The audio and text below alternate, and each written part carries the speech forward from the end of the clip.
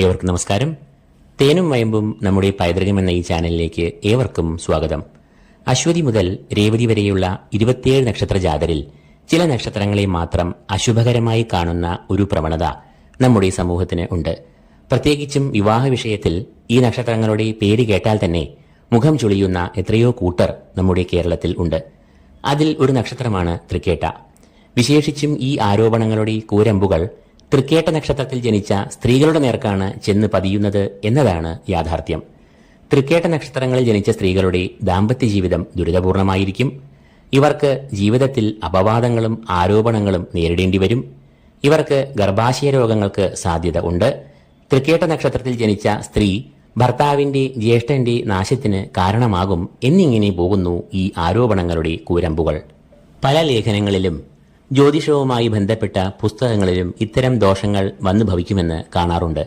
ഇത്രയും ദോഷങ്ങൾ തൃക്കേട്ടയ്ക്ക് എന്തുകൊണ്ട് കൽപ്പിച്ചു കൊടുത്തു എന്ന ചിന്തയാണ് തൃക്കേട്ട നക്ഷത്ര ജാതരെ പറ്റിയുള്ള ഈ വിശകലനത്തിന് ആധാരം.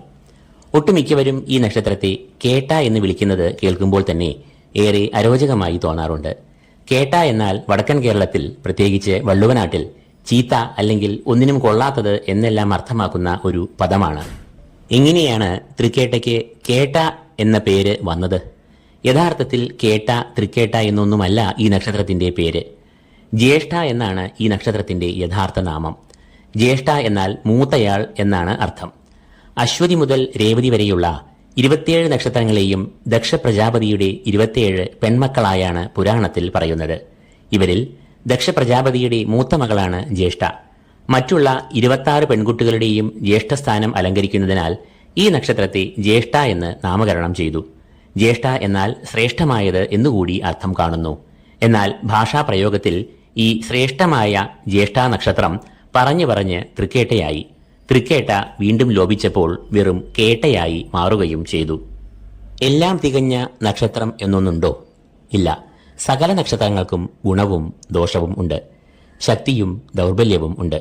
സ്വാഭാവികമായും തൃക്കേട്ട നക്ഷത്ര ജാതരിലും ചില സ്വഭാവ സവിശേഷതകൾ നമുക്ക് കാണാം. അവയിൽ ഗുണമുണ്ടാകാം, ദോഷവും ഉണ്ടാകാം, ശക്തിയുണ്ടാകാം, ദൗർബല്യവും ഉണ്ടാകാം.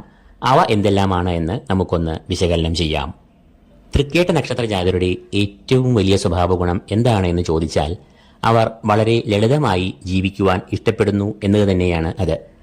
പൊങ്ങച്ചത്തിന്റെയോ ആർഭാടത്തിന്റെയോ ഏച്ചുകെട്ടുകൾ ഒന്നും ഇല്ലാത്തവർ അഥവാ ഇഷ്ടപ്പെടാത്തവരാണ് ഈ തൃക്കേട്ടക്കാർ. ഏറെ ശുദ്ധഗതിക്കാരാണ് ഇവർ. നേരെ വാ നേരെ പോ എന്ന വാക്യത്തിൽ പൂർണ്ണമായും ഇവർ വിശ്വസിക്കുന്നു.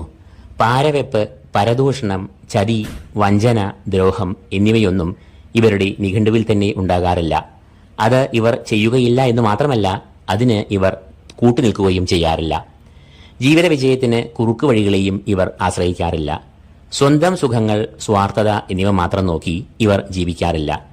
കൂടെ നിൽക്കുന്നവരുടെ കാര്യങ്ങൾ ഏറെ ആത്മാർത്ഥമായി നോക്കിയും കണ്ടും പ്രവർത്തിക്കുന്നവരാണ് തൃക്കേട്ടക്കാർ. എന്നാൽ അത് കൊടുത്ത അളവിൽ തിരിച്ച് ഇങ്ങോട്ട് കിട്ടാറില്ല എന്ന സത്യം പറയാതെ വയ്യ. ഇവർ ഏറെ സഹായമനസ്കരും കൂടിയാണ്. ചിലവർ ഇവരുടെ ആത്മാർത്ഥത നന്നായി മുതലെടുക്കാറുണ്ട്. എന്നാൽ ഇതെല്ലാം ഇവരുടെ ഗുണഫലങ്ങൾ ആണെങ്കിൽ ഇവർക്ക് ചില ദോഷങ്ങളും ഉണ്ട്. അവയെ ദോഷങ്ങൾ എന്നതിൽ അധികം ദൗർബല്യങ്ങൾ എന്ന് വിളിക്കുന്നതാവും ശരി. ഇവർക്ക് മനസ്സിന് ഒട്ടും ബലം ഉണ്ടാകാറില്ല. ചെറിയ കാര്യങ്ങൾക്ക് പോലും വല്ലാതെ ടെൻഷനും പരിഭ്രമവും ഇവർക്ക് ഉണ്ടാകുന്നതായി കാണാറുണ്ട്. അതേപ്പറ്റി ചിന്തിച്ച് മനസ്സമാധാനം എല്ലാം നഷ്ടപ്പെടും. സ്വയം പഴിക്കുകയും ദുഃഖിക്കുകയും ചെയ്യും. അമിതമായ ഈ ചിന്തകളും ആദിയും തന്നെയാണ് ഇവരുടെ ഏറ്റവും വലിയ കുഴപ്പമോ ദൗർബല്യമോ ആയി മാറുന്നത്. കൂടാതെ ഇവർ ഏറെ ലോലഹൃദയരും കൂടിയാണ്. ഇവരെ ആരെങ്കിലും കളിയാക്കുകയോ അല്ലെങ്കിൽ വിമർശിക്കുകയോ ചെയ്താൽ ആ കളിയാക്കൽ ഇവരുടെ മനസ്സിനെ വല്ലാതെ അലട്ടും. ആ ഒരു നീറ്റൽ ഇവർ ദീർഘനാളുകൾ കൊണ്ട് നടക്കുകയും ചെയ്യും. ഈ നക്ഷത്രക്കാരിൽ കണ്ടുവരുന്ന മറ്റൊരു ദൗർബല്യം എന്ന് പറയാവുന്നത് എടുത്തുചാടിയുള്ള ചില തീരുമാനങ്ങളാണ്. അങ്ങനെയുള്ള എടുത്തുചാടിയുള്ള തീരുമാനങ്ങൾ പിന്നീട് അബദ്ധത്തിൽ ചെന്ന് ചാടുമ്പോൾ ഇവർ പശ്ചാത്തപിക്കുകയും ചെയ്യുന്നു. ആത്മവിശ്വാസക്കുറവും മുൻധാരണയും പല തൃക്കേട്ട ജാതരിലും കണ്ടുവരാറുണ്ട്.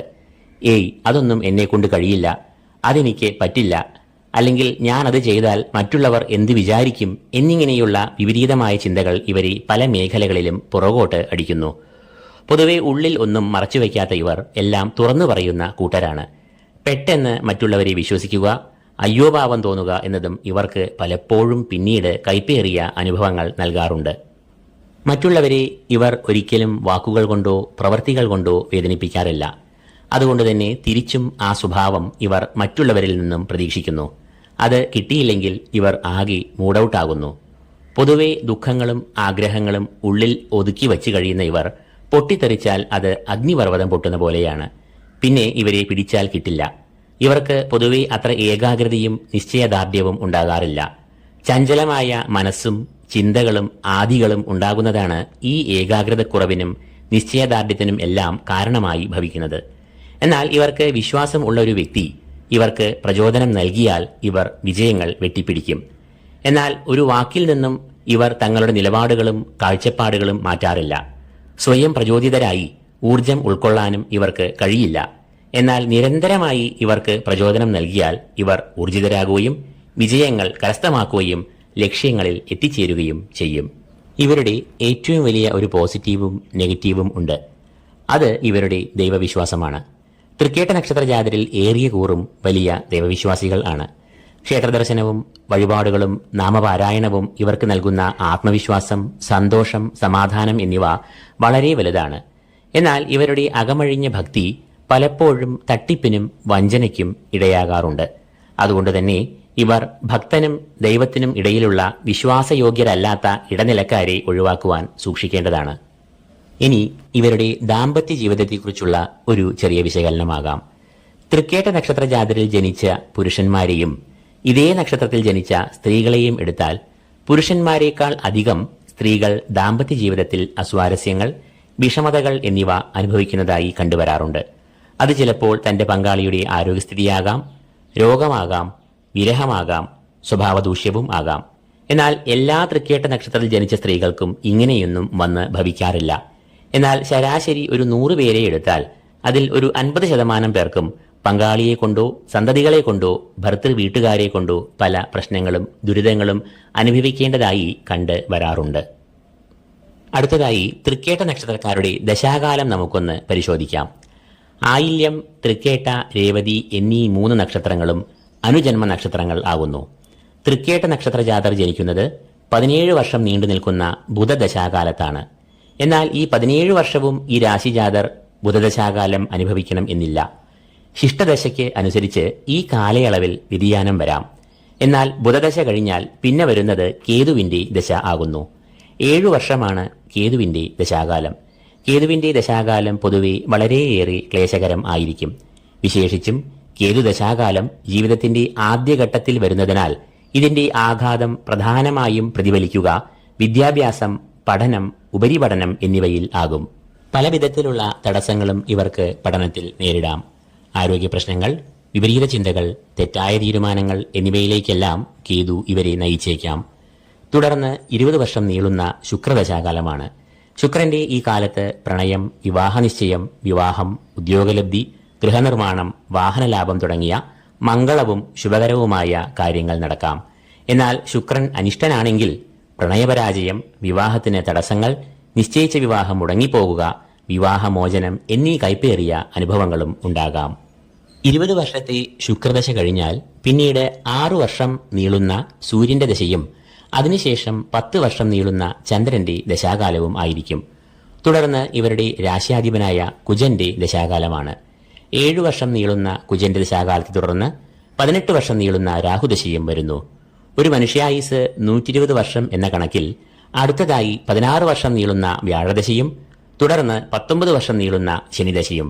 ഇങ്ങനെയാണ് ഇവരുടെ ദശാകാലം. അവസാനമായി ഇവർ ജീവിതത്തിൽ അനുഷ്ഠിക്കേണ്ട കർമ്മങ്ങൾ എന്തെല്ലാമാണ് എന്നുകൂടി നമുക്ക് കാണാം. ഇവരുടെ നക്ഷത്രനാഥൻ ബുധനാകയാൽ ബുധപ്രീതികരമായ കർമ്മങ്ങൾ ഇവർ അനുഷ്ഠിക്കേണ്ടതാണ്. കൂടാതെ ഇവരുടെ രാശ്യാധിപനായ കുജനെയും ഇവർ പ്രീതിപ്പെടുത്തണം. ബുധപ്രീതിക്കായി ശ്രീകൃഷ്ണനെയും കുജപ്രീതിക്കായി സുബ്രഹ്മണ്യൻ, ഭദ്രകാളി എന്നിവരെയുമാണ് ഇവർ ഭജിക്കേണ്ടത്. അപ്പോൾ ഇവർക്ക് ജീവിതത്തിൽ പൊതുവായ സൗഖ്യം, ക്ഷേമം, ഐശ്വര്യം എന്നിവ അനുഭവത്തിൽ വരുന്നു. ക്ഷേത്രദർശനങ്ങൾക്കും വഴിപാടുകൾക്കും ഇവർ സ്വന്തം നാളായ തൃക്കേട്ടയ്ക്ക് പുറമെ ആയില്യം, രേവതി എന്നീ നക്ഷത്രങ്ങളും ഏറെ അനുയോജ്യമാണ്. തൃക്കേട്ടയും ബുധനാഴ്ചയും ചേർന്ന് വരുന്ന ദിവസങ്ങളിൽ ക്ഷേത്രദർശനവും വ്രതാനുഷ്ഠാനങ്ങളും വഴിപാടുകളും നടത്തുന്നത് ഏറെ ശ്രേയസ്കരമാണ്.